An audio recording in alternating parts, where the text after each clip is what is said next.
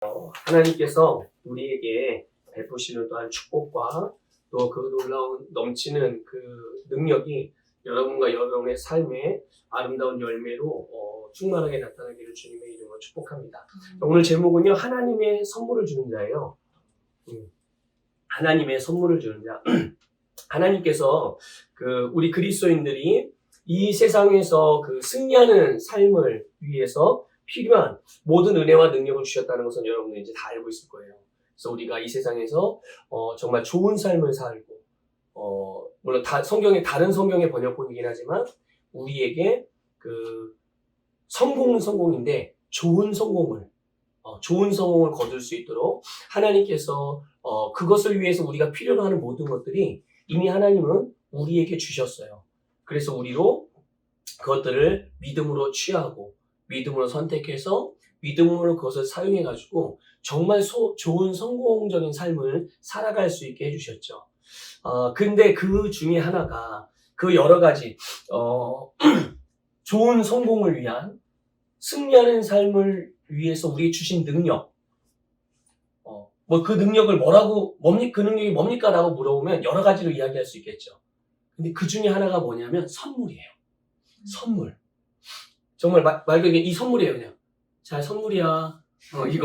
이 선물이에요.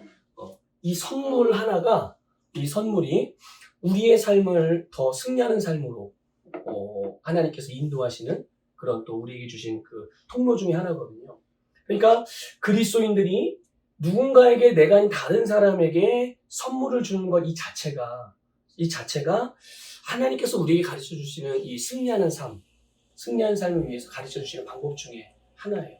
그러니까 만약에 여러분들이 누군가에게 뭔가를 아름다운 선물들을 주는 삶을 늘 일상적으로 살아왔다면 이미 다 그렇게 살죠, 사람들이.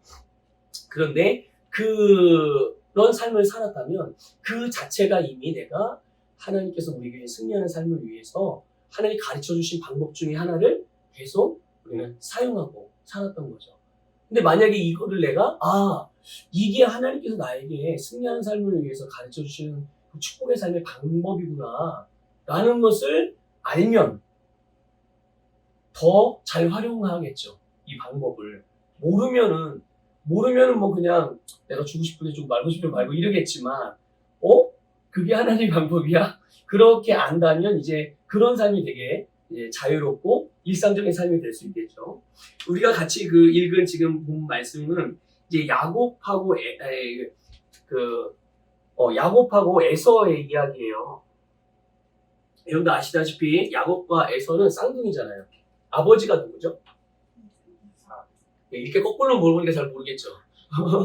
아브람, 이삭, 야곱 이렇게 말하면 순서대로 말하면 근데 이게 거꾸로 야곱하고 에서의 아빠가 누구지? 누구지? 한참 생각해야 돼요. 네, 이삭이에요, 이삭. 이삭인데 야곱과 에서가 어쨌든 형제란 말이에요. 야곱과 에서의 형제인데 사실 장자는 에서인데 장자의 권세, 장자의 권리, 장자의 축복 이거를 이 동생 야곱이 빼앗아왔어요. 형으로부터. 기억나는 사건 있어요, 혹시? 그렇죠. 팥죽 한 그릇에 정말 에서는 그게 뭐야? 뭐 대단한 거라고 일단 내가 배가 고파 죽겠는데 그래서 정말 팥죽 한 그릇에 장자의 축복을 이 야곱에게 팔아버렸어요. 근데 사실 야곱하고 에서는 태어날 때부터 쌍둥이인데 한 사람 이렇게 태어난 게 아니라 같이 주룩하고 나온 거야. 그래서 형이 먼저 나왔는데 나올 때 형이 혼자만 나온 게 아니라 에서의 발목을 야곱에게 자꾸 같이 따라서 나온 거예요. 그러니까 그래서 이 야곱이라는 이름 자체가 그래서 붙여진 거예요. 야곱이라는 이름 자체가 붙잡는 자, 속이는 자, 사기꾼 이런 그런 별 좋은 의미가 아니에요. 그러니까 누군가가 야곱을 향해서 야곱아 부를 때 야, 이 사기구나 이렇게 부르는 거예요. 기분이 별로 들어도 좋은 이름이 아니죠. 우리나라도 약간 그런 경향이 있어요. 이름대로 사람이 만들어지는 것처럼. 또 늘 부르잖아요. 우리가 하는 영적인 원리가 뭐예요? 입으로 말하는 대로예요. 그러니까 내 이름이 영적으로 좋은 이름이면 그 이름 불릴 때마다 내가 어떻게 되는 거예요? 그 이름처럼 되는 거예요. 근데 이스라엘은 그게 더 확고해. 그래서 그 이스라엘 사람들은 그 사람의 이름을 보면 그 사람이 어떤 인생을 살 건지 이미 다 알아. 그게 그 사람들의 그런 개념이에요. 그러니까 이름은 곧 그 사람이다. 그러니까 이름을 함부로 안 짓는단 말이죠. 근데 어쨌든 야곱이 그런 이름이니까 사실 그러니까 나중에 하나님이 이름 바꿔주잖아요. 야복강에서 천사와 씨름에서 승리한 후에 이스라엘이라고 이름을 바꿔줘요. 붙잡는 자, 속이는 자, 사기꾼 이랬던 이름이 이스라엘이에요. 이스라엘이라는 이름 무슨 뜻인지 이거 의미 아시나요? 하나님과 겨루어 이긴 자라는 뜻이야. 하나님과 싸워서 이긴 자라는 뜻이 이스라엘이라는 이름이에요. 그러니까 이스라엘이라는 나라 자체의 이름이 하나님과 겨루어 이긴 야곱의 후손인 거야. 그러니까 물론 하나님이 사람하고 싸워가지고 지겠어요? 근데 그만큼 하나님 앞에서 믿음으로 승리한 그 신앙에 대해서 하나님이 딱 인정을 해주신 거예요. 굉장히 대단한 거예요. 어쨌든 그래서 야곱을 태어날 때부터 약간 그런 기질을 가지고 이제 태어난 거죠. 그래서 형도 속이고 나중에는 아버지도 속이죠. 아버지가 이제 나이가 들어서 눈이 분간이 어렵고 이 촉각도 둔해지고 청력도 둔해지고 그러니까 몰래 형 대신 들어가서 아버지의 모든 축복 돌아가시기 전에 장자에게 쏟아붓는 그 복을 갖다가 자기가 다 받잖아요. 근데 막상 에서가 이제 아버지가 저에게 아버지가 좋아하는 음식 만들어 왔으니까 저에게 이제 돌아가시기 전에 아버지의 모든 그 영적인 유산을 나에게 이 축복 기도를 통해 주세요. 이러니까 나 이미 다 축복 줬는데 너에게 줄 게 아무것도 없다. 그리고 나서 에서를 이삭이 축복하는 내용을 보면 야곱하고 완전히 달라요. 야곱하고 완전히 달라요. 네, 어쨌든 그 내용은 오늘 주제가 아니니까. 어쨌든 이 야곱이 형도 속이고 아버지도 속이고. 그러니까 그러면서까지 자기가 원하는 걸 얻어. 굉장히 목표지향적인 사람이기도 하지만 굉장히 무서운 사람이기도 한 거예요. 본인의 목적을 위해서는 수단과 방법을 안 가지는 사람이니까 굉장히 물론 개인적인 인생을 성공할 수 있는지 몰라도 이런 사람은 굉장히 위험한 사람인 거죠. 그냥 우리 인간적으로만 보면. 그런데 이제 그런 일이 있고 난 다음에 형 에서가 알게 되죠. 아, 내가 속았구나. 누구에게? 예, 동생에게 속았구나. 알게 돼요. 그러니까 이제 어떤 일이 벌어지겠어요? 이제 에서는 분노하기 시작했고 복수를 결심을 하고 이제 칼을 갈아요. 그래서 그 복수를 결단 이제 실행해야 될 때가 언제예요? 아버지가 돌아가시면 너는 내 손에 죽는다. 그래서 복수의 칼날을 갈면서 아버지가 돌아가실 때까지 기다려요. 그런데 이거를 어디다 대놓고 얘기를 한 건지 혼자 중얼거린 건지 모르겠는데 그 얘기를 엄마가 들어요. 어떻게 우연찮게 듣게 돼요. 그러니까 엄마 깜짝 놀라서 엄마는 아무래도 둘째 아들을 더 사랑했거든요. 더 이렇게 편애를 했죠. 아버지는 에서를 편애하고 엄마는 이 야곱을 편애하고 그러니까 얼른 야곱에게 가가지고 야 큰일 났다. 네 형이 너를 죽이기 위해서 지금 칼을 갈고 있다. 아버지 돌아가면 너 죽인다. 너 여기 있으면 안 되니까 빨리 도망가라. 그래서 이제 이 엄마 리브가의 오빠에게 보내죠. 하란에 있는 오빠에게 보내서 이제 야곱을 그 오빠의 집으로 야곱에게 있어서는 이제 외삼촌 라반의 집으로 이제 가는 라반의 집으로. 근데 어쨌든 거기서 이제 야곱은 어쨌든 원하는 건 얻었어요. 장자권도 얻었고 축복권도 얻었고 그런데 삶이 녹록하지가 않은 거예요. 원하는 걸 얻었는데도 마음이 편치 않아. 게다가 그냥 원하는 걸 얻는 것도 순탄하게 얻는 게 아니야. 이제 또 이 라반의 집에 외삼촌 집에 가서도 자기가 이 외삼촌의 딸이 있는데 둘째 라헬 너무 아름답게 매력이 있었던 건 야곱이 볼 때 제 눈에 안경이라고 하여튼 야곱이 볼 때 제일 예쁘게 보였던 것 같아. 그래서 그 여인을 사랑하게 됐는데 그래서 이제 외삼촌이 야 그러면 네가 나를 위해 7년 동안 일하면 내가 줄게. 그래서 열심히 7년 동안 일했단 말이에요. 그런데 막상 결혼하는 날 자기는 라헬하고 결혼한 줄 알았는데 나중에 신혼 첫날 밤을 보내고 눈 뜨고 보니까 우리나라는 이제 우리나라 같은 건 이런 일은 있을 수가 없죠.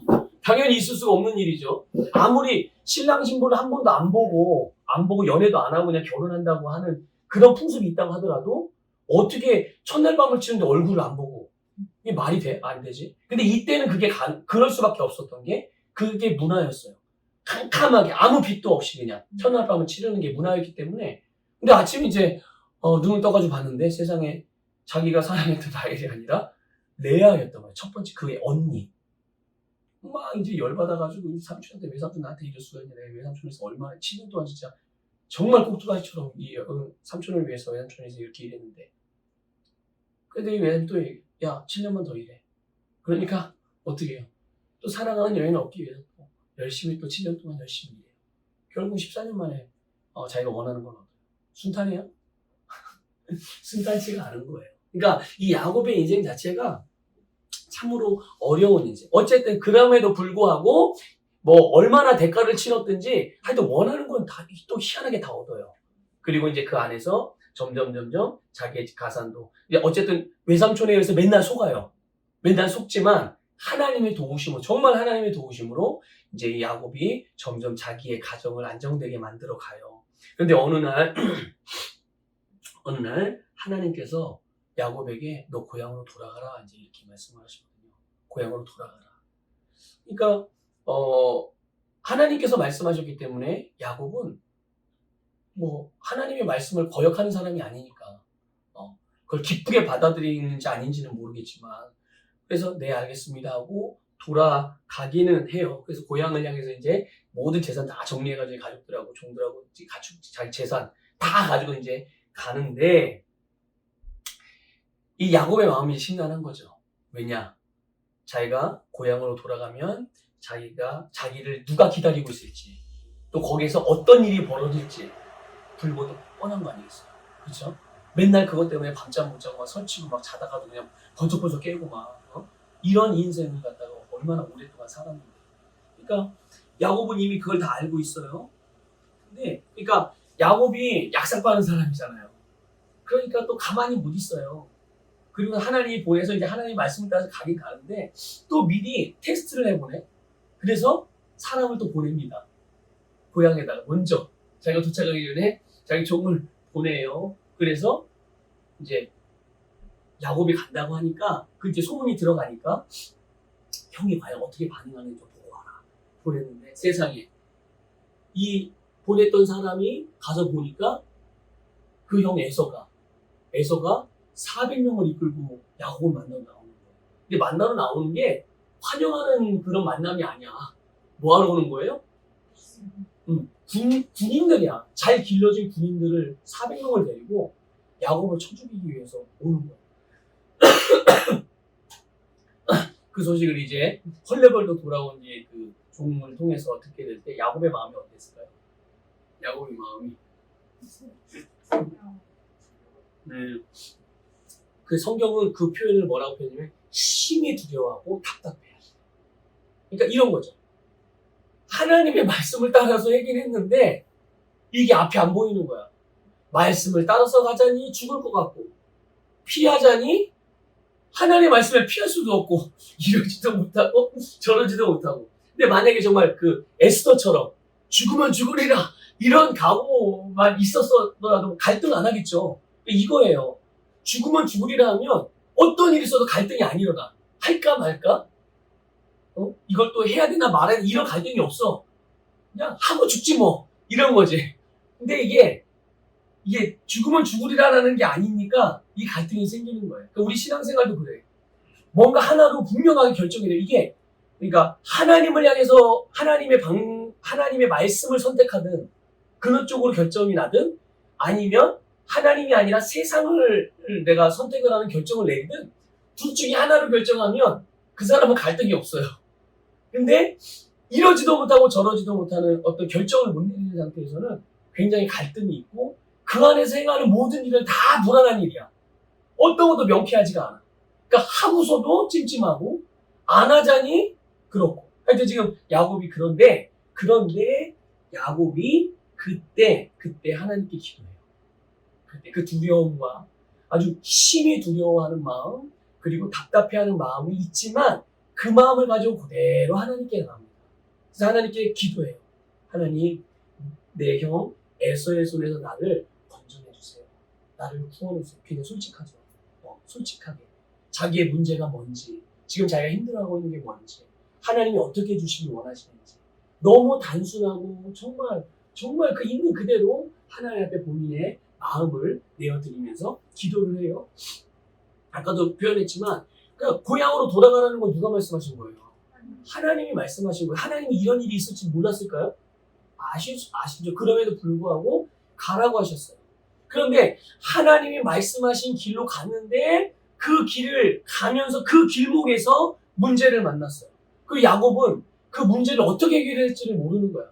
돌아갈 수는 없는 거야. 왜냐 하나님 말씀을 어길 수는 없으니까. 근데 가자니 이건 저 그냥 가면 그냥 죽을 것 같고, 그러니까 뭘 어떻게 해야 될지 몰라요. 그러니까 여러분 우리가 하나님의 말씀을 따라 행하는 가운데서도 우리가 꼭 잊지 않고 계속적으로 기도해야 되는 이유가 여기에 있는 거예요. 나는 하나님의 말씀대로 행하니까 기도 필요 없어. 그게 아니야.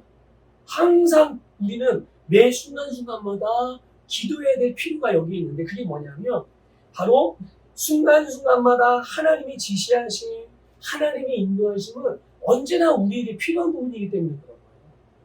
그러니까 지금 야곱은 분명히 하나님의 말씀을 따라 가고 있잖아.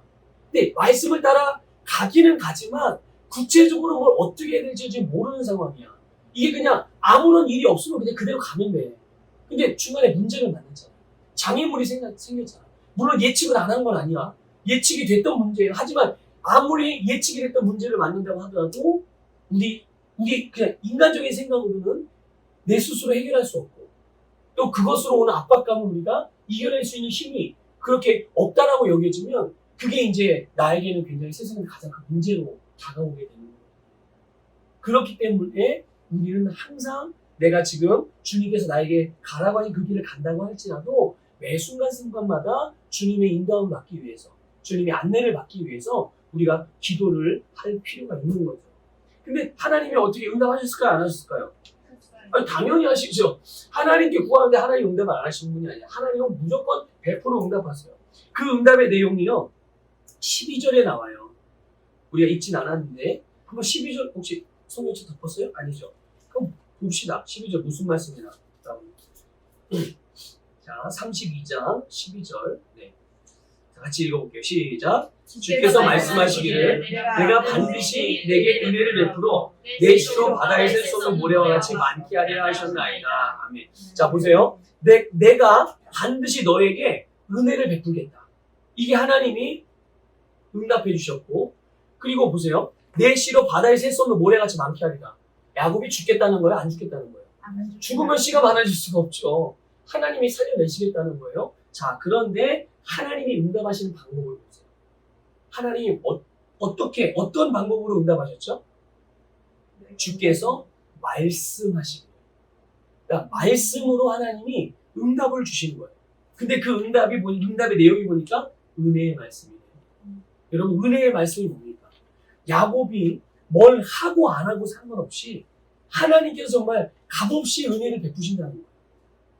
네가 잘하면 내가 잘해주고 못하면 잘못해주고 이게 아니라 네가 승리하는 길은 네가 살 길은 내가 정해놨어.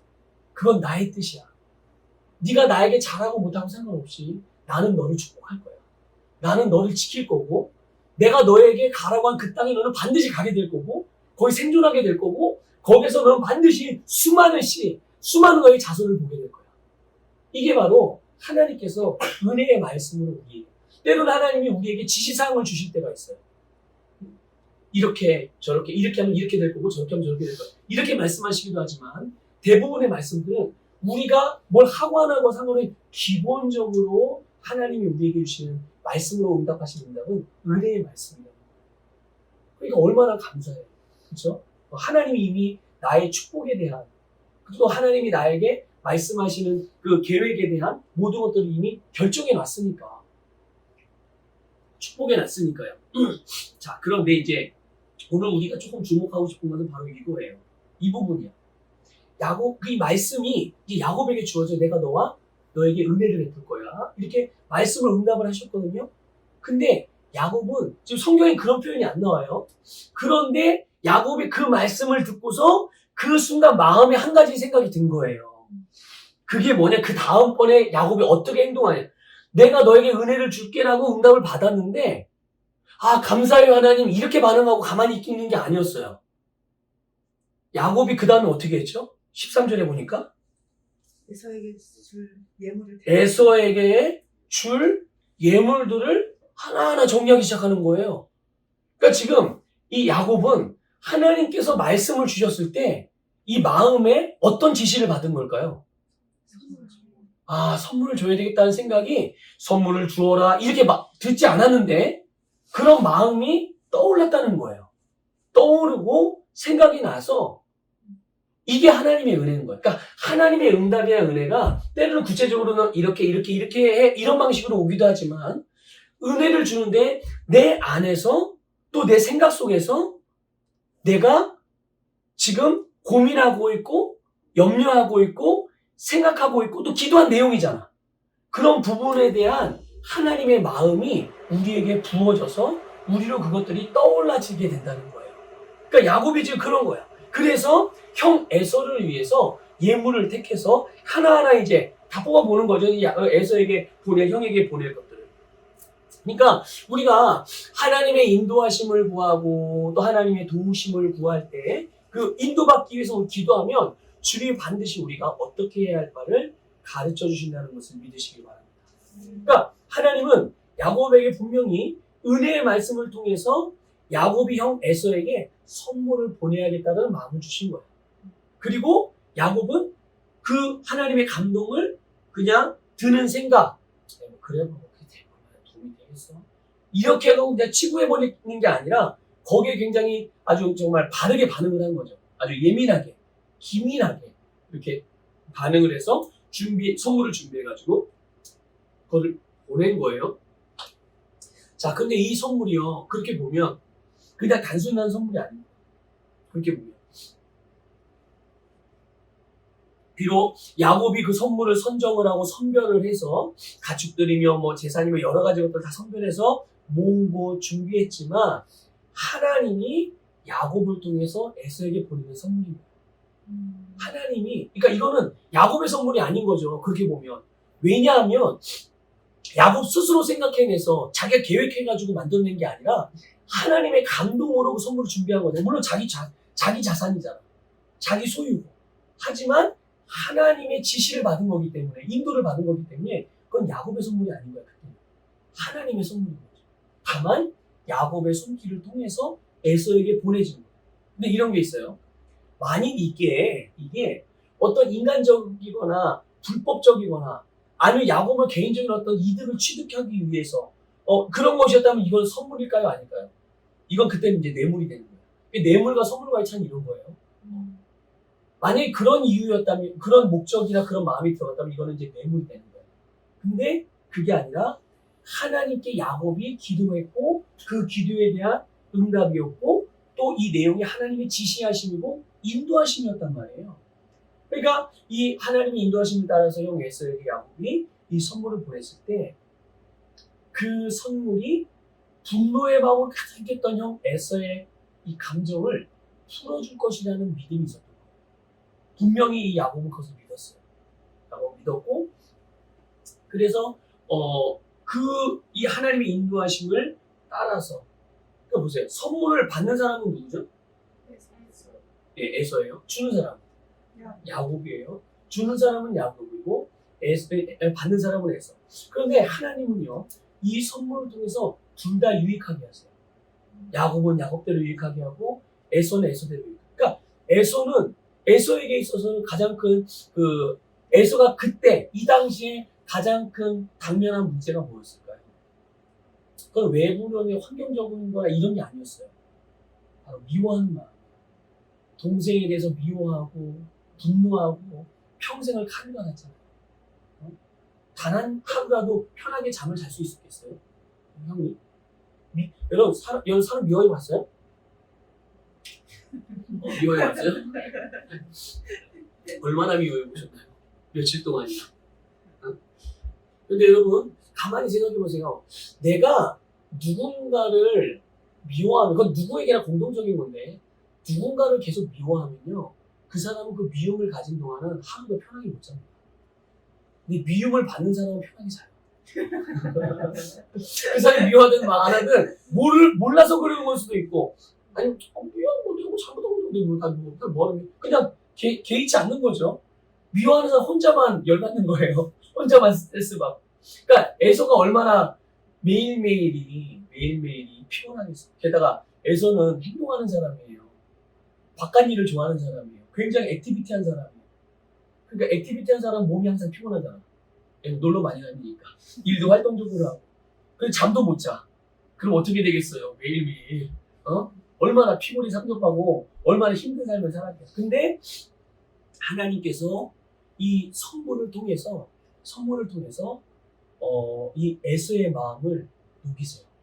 그래서 더 이상 동생 야곱을 미워하지 않도록 용서할 수 있는 마음을 주세요.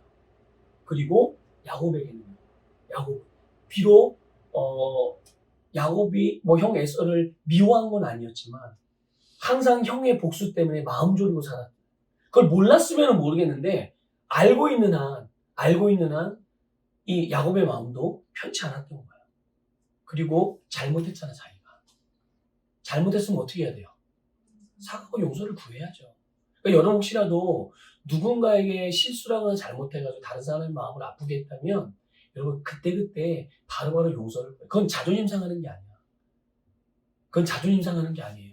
내가 잘못했으니까 당연히 내 잘못에 대한 용서를 구하는 게 당연히 맞다는 거죠. 그러니까 요셉 같은 경우는 이제 그렇게 자기의 잘못을 이제 드디어 용서받을 수 있는 기회가 생긴 거고, 그래서 형 에서와의 관계가 다시 회복되어지는. 그리고 이제 더 중요한 거는 하나님께서 야곱에게 말씀하신 그 땅에 들어가게 되는 거예요. 이 용서를 통해서. 근데 그 용서의 매개가 뭐였어요? 선물이었어요. 하나님께서 야곱에게 그런 마음을 주셔서 선물을 준비해서 그 선물을 통해서 이런 관계 회복을 하고, 또 결국은 그것이 하나님께서 야곱에 행하시고자 하신 일들을 성취하잖아요. 굉장히 놀라운 거예요. 자, 그러면 물어볼게요. 누가 더 복받은 사람일까, 만약에? 둘 다 하나님 유익하긴 하셨지만 뜻밖의 선물을 받은 에서가 더 복받은 사람인가? 아니면 선물을 하나님의 감동을 따라 주었던 야곱이 더 복받은 사람인가? 누가 더 복받은 사람이었을 것 같아요? 네, 야곱이 더 복받은 사람이에요. 뜻밖의, 정말 생각지 못해, 예상치 못했는데 어느 날 나에게 정말 좋은 선물이 왔어요. 굉장히 기쁘죠. 굉장히 기뻐요.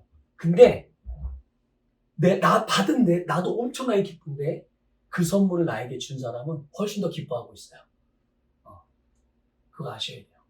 근데 야곱이 비록 자기의 재산을 잘라서 그냥 보통 조금 준 게 아니에요. 엄청나게 많은 부분을 형 에서에게 선물을 줬음에도 불구하고 야곱이 더 복을 받은 자예요. 그 이유 중에 하나가 뭐냐면 지금 야곱은 하나님의 말씀을 따라서 행하고 있는 거잖아요. 그렇죠? 그러니까 지금 에서는 그렇지가 않아요. 에서는 정말 말 그대로 하나님의 값없는 은혜로 그냥 더불어 얻는 은혜를 받은 거고, 실제로 축복을 주도해서 축복의 주인공으로 지금 역할하는 거는 누구냐면 바로 야곱이거든요. 그러니까 야곱은 지금 자기의 인생을 말씀을 재료로 지금 계속 지어가고 있는 거예요. 말씀을 재료로 해서. 그러니까 이 자신의 인생을 하나님이 인도하시고 지시하시는 이 하나님의 말씀으로 하나하나 다스려 가고 있는 중이고, 근데 다스려 가고 있는 중이지만 그런 가운데서도 순간순간 하나님의 목적을 이루어가고 있는 과정이 있잖아요. 그렇죠? 그러니까 얼마나 이 야곱의 인생이 복된 인생이겠어요. 그러니까 여러분 마찬가지예요. 우리가 하나님께서 뭔가를 하라고 하신 일을 하고 하나님께서 가라고 하신 그 길을 걸어갈 때 쉬운 일만 있는 건 아니에요. 어려운 장애물도 있고 정말 예상했던 어려움도 만날 수 있지만 예상치 못한 어려움도 만날 수 있겠지만 그 순간 하나님의 도우심을 받고 주님의 인도를 받아서 믿음으로 끊임없이 기적적으로 하나님의 말씀을 따라서 우리가 또 줄 거를 주고 섬길 거를 섬기면서 행할 바를 행하다 보면 그것 자체, 그런 인생, 살아가는 인생 자체가 결국 하나님의 말씀으로 매일매일을 또 순간순간 사건 하나하나를 다스려가고 있는 거예요. 그러면은 내 눈앞에 당장 뭔가 번뜩이는 결과가, 지금 보세요. 야곱에게 하나님께서 은혜의 말씀을 응답을 해주셨어요. 불안하고 걱정스러워서 두려워서 기도했을 때. 근데 그 약속 중에 하나가 뭐였습니까? 네 자손을 하늘의 별과 같이 그렇게 풍성하게 만드시겠다는 거예요. 자, 이제 에서라는 큰 산을 이제 산이 허물어졌어요. 문제가 해결됐어요. 당장 이 야곱의 자손이 짜잔하고 막 하늘 별같이 어디서 막 구름대처럼 몰려가지고 아버지 제가 왔습니다 이러고 나온 것도 아니잖아. 당장 문 앞에 아무것도 안 나타났어. 그냥 단지 형 에서에게 용서받은 거 그리고 자기가 고향 그냥 고향 땅으로 들어온 거 이게 전부였어요. 전부였다고요. 그렇지만 그 하나가 결국은 하나님께서 야곱에게 약속하신 것을 이루는 하나의 한 지점에 딱 도달을 하게 된 거고 여기를 건너뛰는 게 아니라 이렇게 한 지점을 거쳐서 결국은 하나님의 최종 목적지에 닿게 되는 거거든요. 그러니까 지금 야곱은 지금 제 길을 가고 있는 거예요? 안 가고 있는 거예요? 네, 제 길을 가고 있는 거예요. 그러니까 우리도 주님의 인도하심을 따라갈 때 거기에 뭔가 내가 특별히 목적하고 있던 바, 계획하고 있던 바가 눈앞에 잘 안 보인다고 하더라도 또 어려움을 만난다고 하더라도 지금 내가 주님께서 하라고 한 그 일들, 그 길목에서 그 일들을 하고 한 걸음 한 걸음 걸어가고 있다면 이것은 지금 내가 정상 궤도를 가고 있는 것이니 실망하거나 의심할 필요가 없다는 얘기예요. 그러니까 이런 부분들을 여러분 잘 기억하시기를 바랍니다.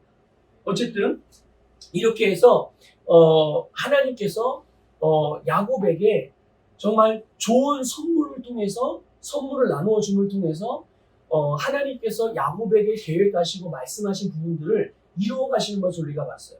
여러분 사도행전 20장 35절에 이런 말씀이 있거든요.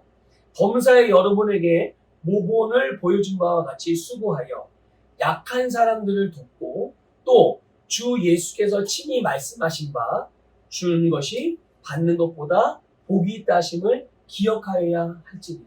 이게 뭐냐면 바울이 에베소 교회 성도들에게 고별 설교하면서 하는 내용이에요. 그러니까 바울이 자기가 여러분도 아시다시피 저는 직업을 가지고 있으면 자비랑 성전으로서 여러분에게 정말 뭐 필요하다 뭐 하다 뭐 도움을 요청한 적도 없고 헌금을 보내달라고 한 적도 없어요. 오히려 내가 가난한 사람들을 돕기 위해서 열심히 일해서 그 수익을 가지고 내가 직접 도는 거 여러분을 보고 다 아시죠? 이런 것처럼 여러분들도 받는 것도 하나님의 은혜로 받는 것도 좋은데 받는 것보다 주는 게 더 복된 것이니 저를 본받아서 여러분들도 주는 일에 기쁘고 자원하고 즐겨하는 마음으로 이렇게 섬기십시오. 그렇게 이제 권면을 하는 거예요. 그러니까 여러분 우리가 누군가에게 선물을 주고자 할 때 특히 내가 이제 이게 말씀의 원리고 하나님의 뜻이야 라는 것들을 알기 때문에 내가 믿음으로 그것을 선택해서 선물을 줄 때도 있어요. 난 누군가에게 뭔가를 이렇게 호의를 베풀 때가 있죠. 근데 그럴 때만 있는 게 아니라 어떨 때는 하나님께서 불현듯 감동을 주시고 생각이 떠오르게 하셔서 또 그렇게 선물을 또 누군가에게 이렇게 섬길 수 있는 기회를, 심을 수 있는 기회를 우리가 가질 수도 있죠. 거기에 대한 믿음의 반응으로. 근데 그렇다면 여러분 이거는 내가 주는 선물일까요? 아닐까요? 하나님의 감동이라든지 이런 부분들이 올 때는 이걸 내가 주는 선물이 아닌 거야. 비록 내 거긴 하지만 내가 주는 선물이 아니라 하나님이 주시는 선물인 거야. 그러니까 이런 감동이 있을 때는 여러분 절대로 놓치지 마시고 그걸 여러분 반드시 붙잡고 그대로 믿음으로 반응할 수 있길 바라요. 그러니까 하나님이 주는 선물이고 그런 경우는 그 선물을 받는 사람에게 필요가 있기 때문에 그 선물을 하나님께서 보내게 하셨을 거란 말이죠. 근데 그 사람도 유익하게 하지만 그런데 더 중요한 것은 선물을 주는 자, 하나님의 감동과 인도하심에 바르게 반응하는 사람을 더 복되게 하죠. 그러니까 여러분 오늘 우리가 나눈 말씀 가운데 야곱을 위해서 야곱에게 형 에서에게 선물을 주라고 지시하신 걸 기억해야 돼요. 하나님은 에서도 사랑하셨지만 지금 하나님의 계획, 지금 하나님의 일하신 가운데는 누가 주인공인 거예요? 야곱이 주인공인 거예요. 그러니까 비록 선물이 야곱의 자산에서 나간 거긴 한데 왜 하나님이 야곱의 자산을 띄어서 에서에게 가게 했을까요? 누구를 위해서? 궁극적으로는 바로 야곱을 위해서 그 일을 행하신 거예요. 그러니까 야곱의 이 순종이 단순히 정말 하나님의 그 지시하심에 대한 정말 단순한 순종이었잖아요. 그런데 이 단순한 순종이 이 형 에서의 비통한 마음, 또 앙심, 분노를 제거한 것뿐만 아니라, 그래서 야곱을 용서했을 뿐만 아니라 야곱과 만나 서로 기쁨과 감격을 누리게 했고, 결국은 이 야곱이 고향으로 돌아감을 통해서 하나님께서 말씀하신 그의 자손에 대한 번성의 복, 그래서 이스라엘 12지파가 이 아들들이 된 거예요. 이 자손들이, 야곱의 자손이 이스라엘 12지파가 된 거예요. 낳은 아들은 12인데, 낳은 자식은 12인데, 결국 그게 하나의 민족을 이뤄서. 그래서 나중에 이제 그들이 살던 땅에 기근이 오잖아요. 근데 요셉이 이미 애굽에서 팔려가서 국무총리가 돼 있잖아. 근데 거기에 이제 초청을 한단 말이죠. 요셉이 초청을 11번째 아들이잖아요. 11번째 아들이거든, 요셉은. 근데 어쨌든 이런저런 사연 때문에 종으로 팔려갔다가 결국 하나님이 그를 세우셔서 애굽의 국무총리가 되게 하셨는데, 거기에 갔을 때 70명이었거든요. 자손들이. 이 야곱의 허리에서 나온 씨, 그러니까 자식, 손주들 70명이었어요. 그런데 애굽에서 나올 때, 애굽에서 출애굽한 이스라엘 백성들, 그 백성들이 남자 장정만 성경에 기록된 숫자가 60만. 그럼 남자 장정이라 하면 20살부터 60살까지거든요. 그러면 20살 이전의 사람들, 60살 이상의 사람들, 그리고 어린아이, 여자들 다 포함하면 200만 명이 넘는 사람. 이게 다 누구의 후손들이라고요? 야곱의 후손들. 그러니까 하나님은 이렇게 하나님께서 말씀하신 지시, 특별히 어떠한 그 씨를 심을 수 있는 그런 감동에 대한 예민한 그 민감한 반응들을 통해서 하나님의 역사를 이루어 가세요. 그러니까 특별히 우리 이제 시흥 제자교회 우리 청년들, 젊은이들 안에 이런 부분들을, 이 성경에서 이런 부분들을 볼 때 여러분 절대 놓치지 않았으면 좋겠어요. 이런 부분들을 보고, 이게 하나님이 또 우리의 축복을 위한 또 하나의 방식이구나. 하나님 일하시는 방식. 그러니까 이런 것들을 우리가 적극적으로 취해서 정말 하나님께서 우리를 형통케 하시니까, 그러니까 재물 얻을 능력을 이미 우리에게 주셨잖아요. 이런 부분들을 보면서 아는 거야. 그렇구나. 그럼 이것도 내 걸로, 이것도 내 걸로, 이것도 내 걸로. 그래서 하나님께서 우리의 그 재정들, 또 이 자산들을 어떻게 복되고 형통하게 번성시켜 가는지, 우리가 뭐 영적이다 세속적이다, 이제 우리 더 이상 그런 거 구분할 필요가 없어요. 왜냐하면 우리는 이미 영적인 존재이기 때문에 우리가 살아가는 삶 자체가 영적인 것이고, 그래서 우리가 물질적인 욕심에 대해서 우리가 반응할 필요가 없어요. 우리는 어쨌든 많은 재물을 가지고 하나님이 많은 재물을 주시고, 또 우리가 열심히 노력해서 재물을 얻게 되면 어떤 일이 벌어지겠어요? 그 재물을 가지고 무슨 일을 하겠습니까? 결국은 하나님께서 우리에게 하라고 하신 그 일들을 하게 되는 거예요. 그러니까 우리가 그게 어디 나오는지 갑자기 생각이 안 나는데, 부하게도 말고 가난해도 말게 해달라고 기도해요.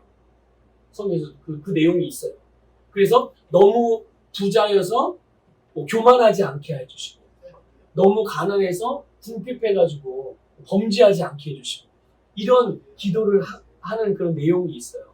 근데 우리는 그런 그런 거 염려할 필요가 없죠. 우리 항상 말씀 안에 거하고 진리 안에 거하면 우리가 생각하고 추구하는 바하고 하나님께서 내 안에 성령님이 추구하고 우리의 삶을 인도하시는 방향이기 때문에, 우리는 그 말씀에 반응하기만 한다면 우리는 그런 우리의 삶을 통해서 부정적으로 나타나는 일들에 대해서는 염려할 필요도 없는 거예요. 우리는 오직 하나님이 하라고 하신 것만 바라보고 집중하고 그 일을 하면, 내가 하지 말아야 될 일, 내가 보지 말아야 될 그런 내용들, 내가 경험하지 않아야 될 일들, 그런 것들을 내가 해야지 하지 말아야지, 그런 거를 신경 쓸 필요가 없어요. 하나님이 하라고 하신 것만 우리가 하면 나머지 것들은 자연히 정리될 수밖에 없는 거죠. 그래서 그런 부분들을 기억하셔서 여러분들 늘 언제나 주님의 그 하여튼 주님의 길로 들어섰다 하더라도 주님의 일을 한다고 하더라도 매 순간순간마다 기도를 통해서 하나님의 인도하심을 잘 받으시고 하나님이 어떤 감동을 주시든 여러분 그 감동에 정말 바르게 반응해서 하나님께서 여러분들을 축복하시는 그 축복이 다 열매로 나타나게 되기를 주님의 이름으로 축복합니다.